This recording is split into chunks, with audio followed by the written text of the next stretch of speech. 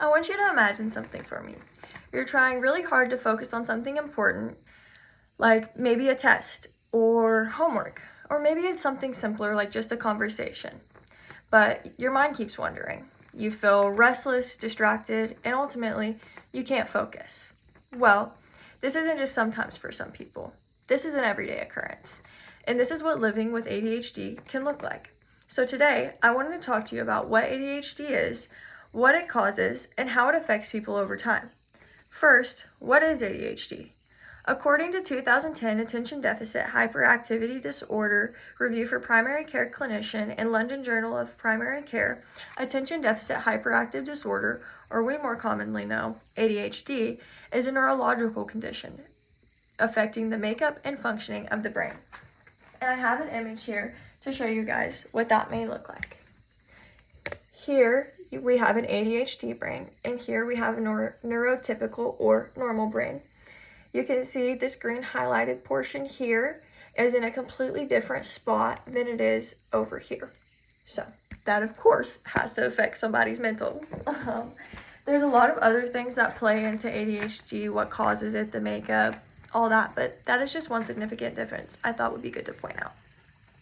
People with ADHD deal with things like trouble focusing, getting easily distracted, acting impulsively, and feeling restless. This isn't just like oops, I got distracted every once in a while. This is an everyday reoccurring thing multiple times a day to the point that it causes real serious issues in a person's life. ADHD starts in childhood, and you can usually see it in school, home, or social situations. According to 2011 Advances in Understanding and Treating ADHD, published by BMC Medicine, ADHD doesn't go away. It continues into adulthood, and the symptoms just kind of change over time. So adults may struggle more with staying organized, time managing, and focusing on tasks. Next, what causes ADHD? Now, there's a huge misconception that ADHD is caused by bad parenting or not trying hard enough. Now, this is very wrong. Research done in 2011, Advances in Understanding and Treating ADHD, published by BMC Medicine, shows that ADHD is directly linked to brain functioning. Certain parts, in fact, the part that controls decision making and focus, work differently in people with ADHD. People with ADHD also have brain chemical imbalances, specifically the dopamine chemical, which is our happy chemical, which helps control attention and motivation. When systems can't provide enough dopamine, it can make focusing extremely difficult. Another thing that play a role in whether or not we end up with ADHD is genetics. It is a hereditary gene and can be passed down through families. Environmental factors such as stress during pregnancy, early childhood experiences can also increase chances of developing ADHD, according to the 2010 Attention Deficit Hyperactive Disorder Review for Primary Clinicians in the London Journal of Primary Care. So, there's a mix of biological and environmental factors that play into whether or not we end up with ADHD. So, lastly, let's talk about how ADHD affects people long term. Unrecognized or untreated ADHD can cause extreme difficulties and issues in school and work situations.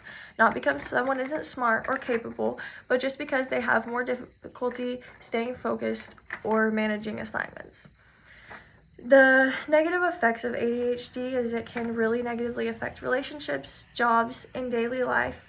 It can also cause anxiety and depression.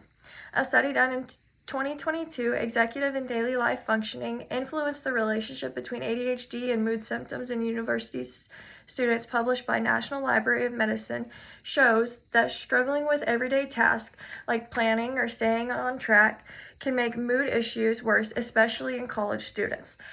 But the important thing to remember is that ADHD can be managed and that there are a lot of treatment options out there.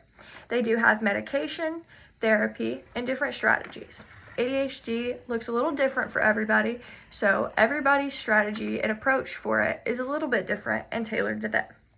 Evidence in 2025, Distracted, Hyperactive, and Thriving, Factors Supporting Everyday Functioning in Adults with ADHD, published by BMC Medicine, show that strong support systems and good coping skills help with ADHD and better everyday life. So, ADHD does come with its challenges, negatives and positives, but it doesn't mean that a person cannot succeed. In conclusion, ADHD is a neurological condition that can last through adulthood, caused by a mix of brain differences and life factors. It can affect a lot of areas of a person's life, but with the right support, people with ADHD can thrive and reach their full potential.